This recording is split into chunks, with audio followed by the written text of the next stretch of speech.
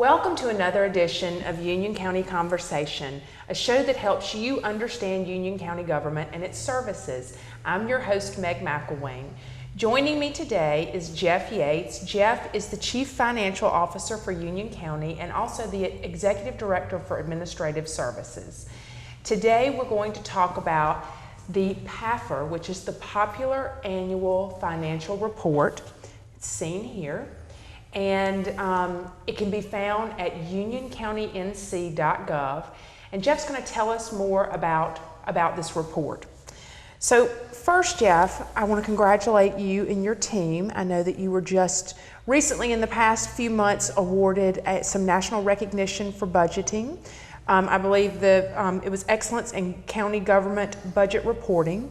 And as a manager, I know that must make you feel great about your work, but also about the work of the people within your department. Well, it does, and it's really a team effort. It takes everyone, and starting out even in the county and all the different departments, working together to get that information pulled together, put into a readable format and understandable. So we're really excited about the awards we received from the Government Finance Officers Association and the work that we do in that. So it's been an excellent effort from our staff. Well, and I'll tell you, this piece, the Popular Annual Financial Report, I know that your team worked hard to put this together too, and someone who is in communication, this is very impressive, and so I want to commend you on the good work you've done here.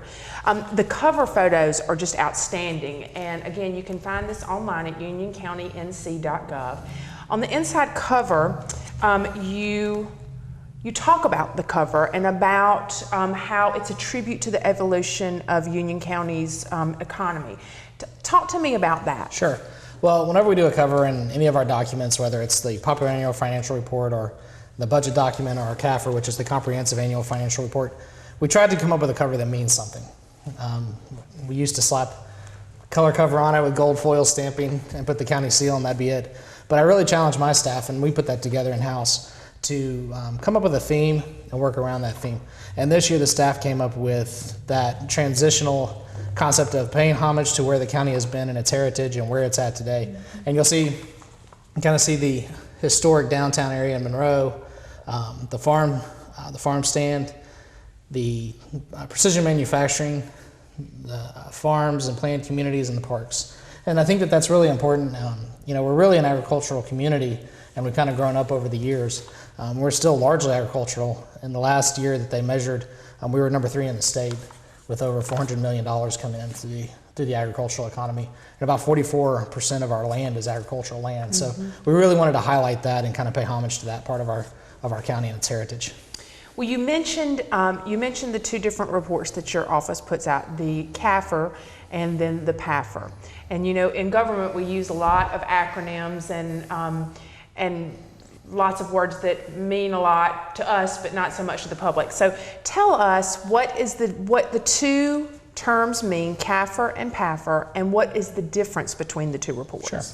Well, the CAFR is called the Comprehensive Annual Financial Report, and that refers to our full financial statements, including notes, audit reports, all the different components.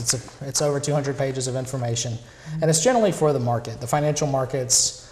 It's for our compliance documentation with the federal government, with the state, and what that allows us to do then is to put out that detailed information, and it's really not a user-friendly document unless you're in the financial markets, and it doesn't really communicate to the layperson or the lay user of the financial statements the detailed information that they may want to know in a more simplistic format. What you have here is, we refer to it as a Popular Annual Financial Report, the PAFR, or the Citizens Annual Financial Report. And what this does is it boils everything down into an easily understood, more graphic representation. It's about 22 pages long, really hits the highlights, doesn't go over all the compliance issues, doesn't get into that level of detail because this is really for the lay user of our financial statements. And it is really part of our transparency effort because this is continuing to try to translate complex financial information into easily understood documents for the public. Mm-hmm. And I think this document definitely does that. On page 6, you just give an overview of the county's annual financial cycle. So talk to me about that and tell me, do you follow the same steps every year when you're doing your budgeting? And what kind of background can you give us there? Sure. What I like to refer to it as with my staff is it's kind of like this big dance. We orchestrate the entire county annually into these steps, going through this the entire year. So what we have here is kind of the completion of our year. The annual financial statements, whether they be the PAFR or the CAFR, kind of signal the end of that fiscal year as I would put the nail in the coffin and we start the next year. So right now we're working on our budget process, and that'll go on all the way through June, and then we'll start back into this process. So it's a cyclical process. We don't do the same thing every year because I like to tinker with projects, but we largely do the same steps and the same processes year after year.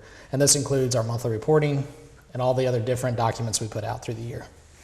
So in this popular annual financial report, there's a section where you talk about common financial terms and you give the definitions. I'm going to put a couple out there and get you to define them for people, for the folks watching.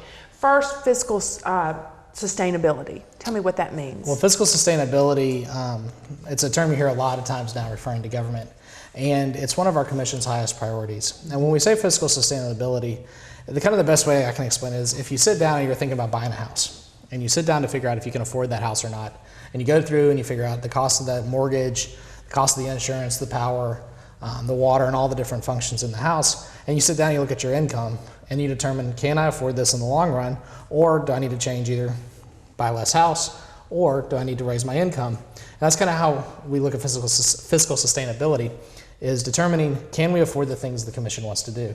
And looking at the long-term impacts, not just in this year, but the years following into the future. And ensuring that whatever we do today is we can maintain for the long term. Yes, I understand. Municipal credit rating. Municipal credit rating, it's fairly straightforward, that much like your personal credit score, again, back to the analogy, we try to relate this to the average home buyer, is if you go in to get a mortgage or a loan, they rate you based on your credit history. Well, much like that, when governments borrow money, they rely on a credit rating, which is given to us by rating bureaus. And then the folks that are buying our bonds in the market know the quality of our credit, our ability to repay, or our willingness to repay. So essentially the higher your credit rating, the lower you pay for borrowing. And finally, I'd like for you to define fund balance. Fund balance is much like the county's life savings. It's a cumulative net impact of revenue over expenditures throughout the history of the county. So what you see is, in our fund balance, for instance, we have a fund balance policy, and that requires us to keep 20% of our expenditures in reserve. And what that is then allows us to do is maintain for emergencies to ensure that we have continuing operations. But anything over that, the commission can then use, just like you could in your savings account, for those one-time items, because you don't want to live off your savings. You don't want to pay your power bill with your savings account. But we can reduce future costs by doing projects and other things. So that fund balance allows us, is there because we saved, and allows us to do those important financing projects. The booklet talks about government-wide statements. Tell me what the different categories are there. Sure. Government-wide statements are essentially, when you look at them together, provides a snapshot of the entire county and its financial health. And it's generally broken into two pieces. It's the governmental entities, or the governmental funds, which represent the general government, Sheriff's Department, EMS, Human Services, County Administration, all the different pieces of the general government. And then the business-like activities are those things that are run more like a business. Mm-hmm. Water and sewer, solid waste, and stormwater primarily in this county. So those are generally paid for through user fees. So the best way to look at it is enterprise activities are those things, are business-like, that are funded by the ratepayer. And general government, or government activities, are funded by the taxpayer and benefit everyone, not just the user. I understand. So what about the general fund? Where does the money come from, and where does it go?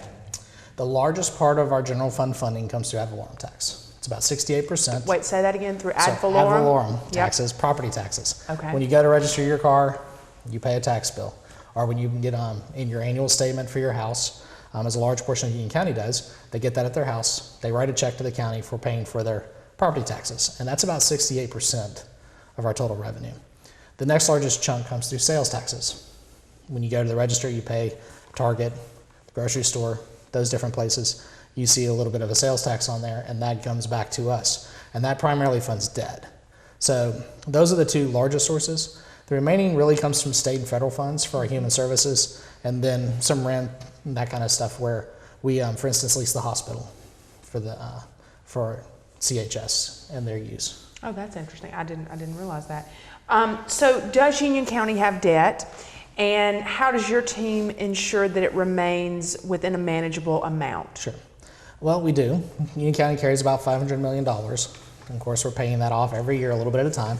And the largest chunk of that, about $418 million of that, is used or was used for school facilities.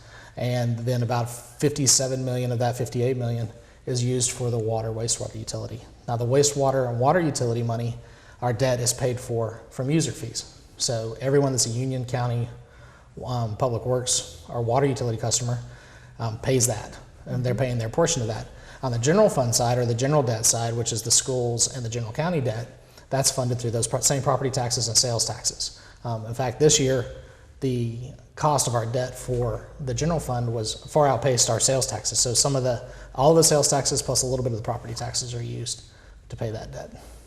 So I know around the office we hear a lot about the CIP, the Capital Improvement Plan, and there's a section in this booklet that discusses that. Talk to me about what projects are in the Capital Improvement Plan, and give me a definition of what that plan is. Sure. And the Capital Improvement Plan is really two parts. It's three sections, and it's broken into two parts. The Capital Improvement Budget, which is the current year and the amount actually appropriated by the commission. And then there is the long-term plan, which is 5 years into the future, which is a plan, but it's not actually appropriated. So what I'm going to talk about is really the actually appropriated part, which is authorized for expenditure. And that's broken into three pieces. The Public Works section, which is all the water and sewer utility, and that's the biggest chunk of it. There's about $120 million appropriated for water and sewer projects, and that's to maintain the system. Again, that's funded by user fees, not by general tax dollars. The second largest chunk is going to be the general government portion, and that large part of that is the Human Services building, which is going to be cash funded, and then the Sheriff's firing range, which is also cash funded. And the next chunk is the school CIP, which is for roofs, facility replacement, and so forth. So this report and all the statements that your department puts out really show that Union County government is being successful in conservative spending and also in transparency. And the national awards that you have received and that Union County has received this year back that up. Tell me, in your experience, why do you think it is that the public sometimes gets confused about where the money is going or feels, just tell me why do you feel that? Do you think that, let me just hear from you on that. Well, I think that there's a couple of components to it, and I think a lot of times when we put together our documents, we don't really think of the end user. Yes. We put together our documents and all of our information for staff, and I have no problem picking up a financial statement or a budget and thumbing through it and understanding it. Right. But for the lay user, it's not that easy. So what we really try to do is create our documents to be user-friendly, such as the PAFR, and our budget document as we work through every year. And I think the other component of that is that the way our services are funded is not that it's a user fee. So, for instance, if you're getting EMS, the ambulance shows up to your house, you don't want them to ask for a credit card or your checkbook before they start helping you. You want them just to show up and do their job. And a lot of times residents under a tax system don't necessarily use those services on an annual or regular basis. So they don't see necessarily what they see as the benefit from their tax dollar, but there's someone else in the county using that service, and it's really a readiness to serve. So the day when they need that EMS or that sheriff or those other services, they're there for them, and they don't ask them to pay before they use them, which is different than the water services, for instance, where we do ask people to pay. So I think it's a little confusing at times because people don't always use those services and see the benefit from their dollars, but they are going to good use. Well, and I think by visiting the website at unioncountync.gov and reviewing this report as well as the county manager's annual report, it's very clear, and we actually have a copy of it here. These two reports really will help you understand where your money is going, where your tax dollars are going. So in closing, tell me where Union County is going. What are the priorities for Union County government in the next year? Well, we'll continue in finance, at least, to work through the goals. Fiscal sustainability and transparency are probably our two highest priorities as we go through. And working on that sustainability approach. Our next big thing coming up is going to be our budget process that kicks off here in January. And we'll start that with our projections report, going forward and modeling all the services that we provide and so forth. And we want to be the good stewards of the dollar. So we want to be sure the public understands where their money is going and that we're spending it appropriately while keeping a balance. Right. Balance between the user needs and the ability of the residents to pay.